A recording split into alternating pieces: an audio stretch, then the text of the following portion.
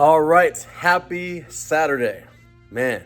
So today is going to be a busy day. I just finished a hour private on the jiu-jitsu mats, including 3 hours of appointments this morning, and I have 2 hours of work to do next. Not work, but work. I got to do an hour and a half of cycling, and I got to do 30 minutes of running. So this is the second sequence, or the second time that I've done the cycling and then running, and not too bad. You know, I expected it to be a little bit harder on the legs, but it wasn't that bad. Again, an hour and a half is only an hour and a half. It's not 6 hours, but I didn't know what to expect. So, which is good. I'm really happy that my legs aren't too tired on the run. Again, it's only a half hour, but that's where it starts. Anyway, got a little story to tell, and has to do with my bike. When I purchased the bike, the guy told me, or he asked me, he goes, "Hey, do you want electric gear shifters or gear shifting?" And I said, "No. The last thing I need is to forget to charge it, be somewhere, and have no longer the use of my gears." So it was under my impression that when I bought the bike, that it was non-electrical gear shifters, right? And when I picked up the bike, the guy said, "Hey, here is your charging cable, along with all the other stuff he gave me." But in my head, I was thinking, no, I didn't order any electric gear shifters. So I kind of dismissed the cable. But luckily, when I put all my stuff away, I didn't throw the cable away, which was good. So the other day, and you already know where the story is going, I'm out on an hour bike ride, and I'm in the middle of nowhere. And all of a sudden, my gear shift stopped working.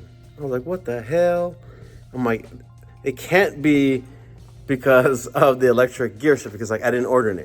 And when I first bought my bike, I looked everywhere on that bike. I'm like, okay, if they gave me cables for a reason, let me see if I can find, where to plug them in. I looked everywhere. I couldn't find it.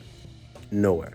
So I didn't think I had electric gear shifters until my batteries died. So I had to go home on one gear, which was extremely difficult. And I had to do the whole bike search looking for this plugin for the second time. Couldn't find anything. Had to go on YouTube. And finally on YouTube, the guy said, it's right here. So I looked, and yeah, it's right there, all right. But it's not just there, it's covered. Like, it's well hidden. So I guess I have an electric gear shifter. I really didn't know that. So I was wondering why the gear shifters shifted so cleanly. I was like, man, these are, a little touch, and it's perfect. But now I know. So that was my trial and error. I'm glad that I realized that now and not during the race. I don't know how long those batteries last, but I guess I'm gonna figure out. So I'm gonna wear them out until they die again, so I have an idea.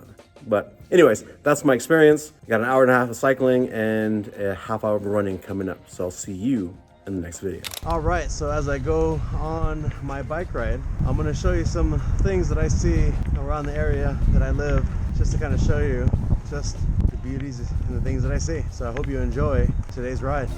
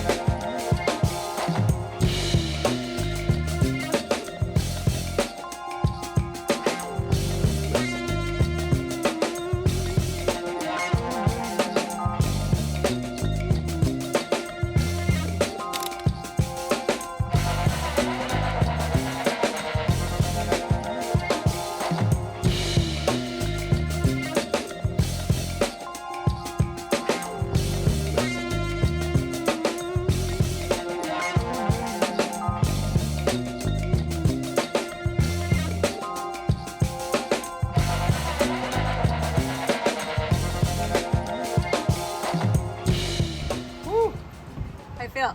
Oh, good. Do I look like a cyclist? Yes. All right, welcome back. So this is the conclusion of week 22. I keep getting the numbers incorrect because now that I'm counting down, my fault.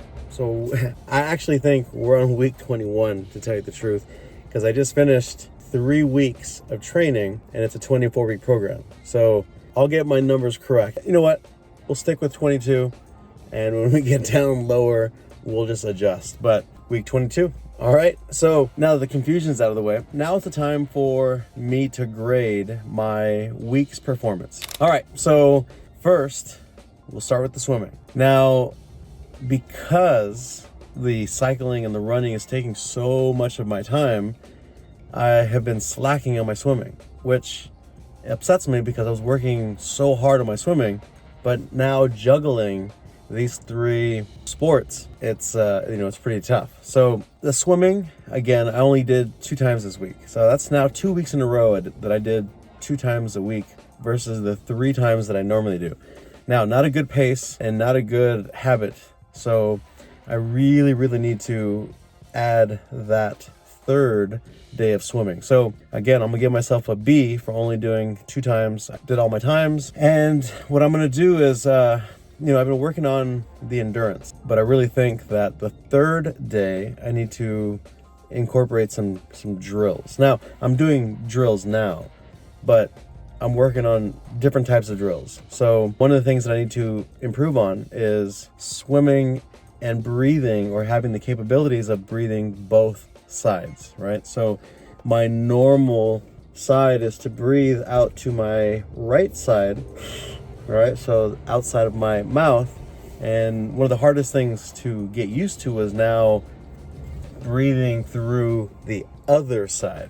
So that was really hard. So I've been really working on that. So I'm really getting repetitions on breathing through the left side. So I've been working on that for drills. And another thing that I'm now having to work on is the breathing or I should say sightseeing and breathing at the same time. So when I breathe, it does slow me down a little bit because the streamline gets broken just a little bit. But when you lift your head out of the water too, as I'm stroking, I'm looking up, and then I take a breath, and then I continue with my stroke. So that slows you down, but you have to see where you're going because there's boundaries. So in the race, you will see buoys, and those are the boundaries. So you don't want to swim out of bounds, nor do you want to drift out of bounds and having to swim back in bounds. So the sighting is extremely important. So I'm really working on the sighting, and the sighting's difficult. It's not easy. So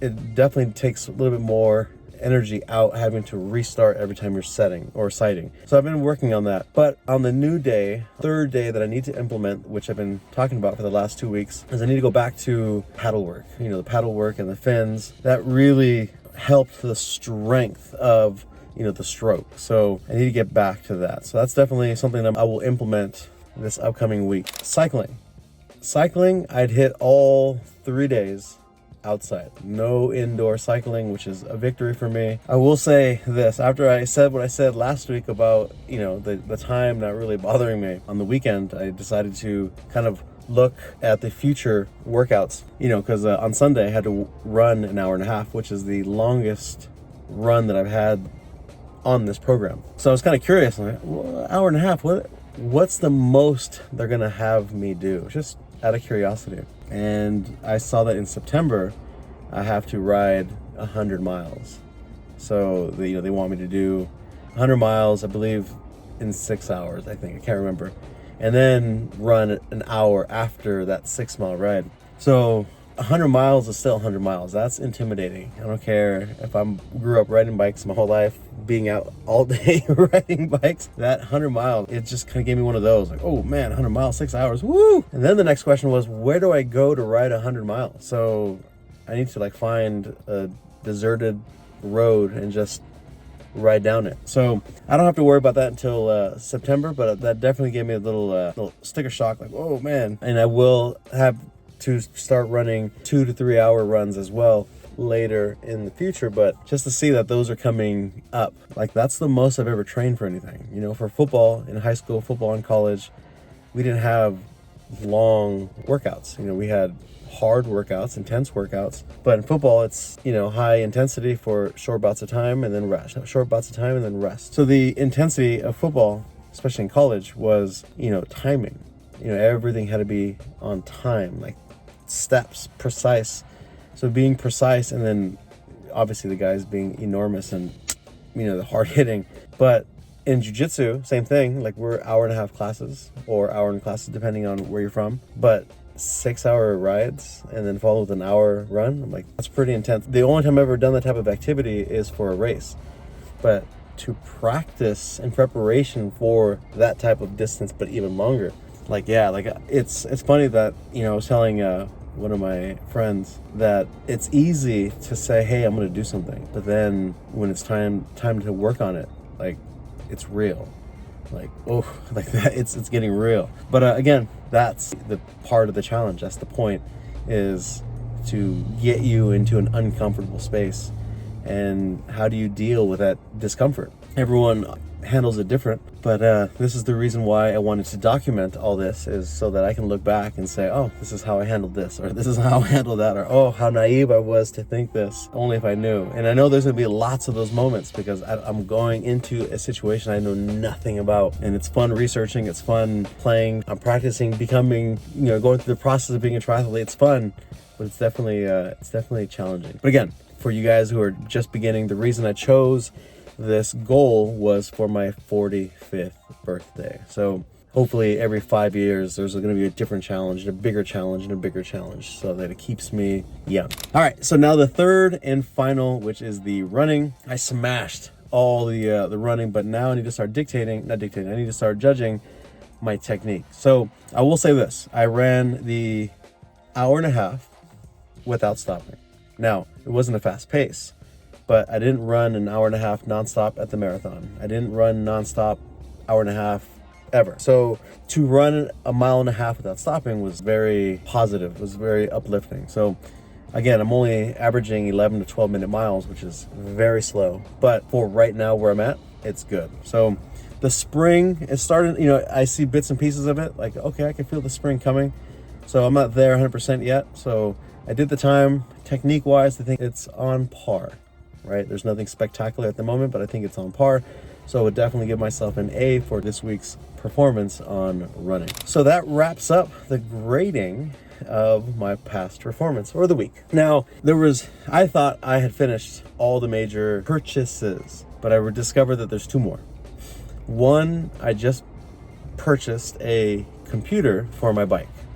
Now, I have the Apple Watch, and it's the Ultra, and it's amazing. It has all the info that I need. Only problem is it's on my wrist, right? And while I'm on the tri-bars, the last thing I need to do is keep doing this, right? I just need to look down and understand and know where I'm currently at. So I didn't want to strap my phone on my bike, so I ended up getting a Garmin computer for the bike. So that will, you know, it's an odometer. That's pretty much what it is. I need to know my cadence, I need to know my speed, I need to know all that stuff, so that way, you know, there's times where I'm riding the bike and I just go, like my mind, I'm so deep in thought that I forget, like, oh man, I'm riding the bike. Did I slow down? Did I increase my speed? I don't know. So just to have something in front of me is really going to be important for me. So that will be coming sometime in the next couple days. So I'm really excited to get that. And the last purchase that I need is a tri-suit. So I didn't realize that the tri-suit, I think I talked about it on the last episode, it has the butt pad for the cycling, but I need to be wearing that throughout the whole race. So I definitely need to get that, and I need to get it soon so that when I start training out and about, that I need to start wearing it so that I understand how it feels to run with that suit on. So that is on the plan for purchases. So got two more, or actually got one more. That's about it. And I'm content. I have all my equipment, I have all my gear. Now just the miscellaneous things on just, you know, food and goos and, you know, water bottles and all that good stuff. So all in all, everything's going well. So I'm very, very excited. Thank you very much for following along, and we will see you next week. Again, we'll stick with week 22 for this week. Next week is week 21, so we'll see you then.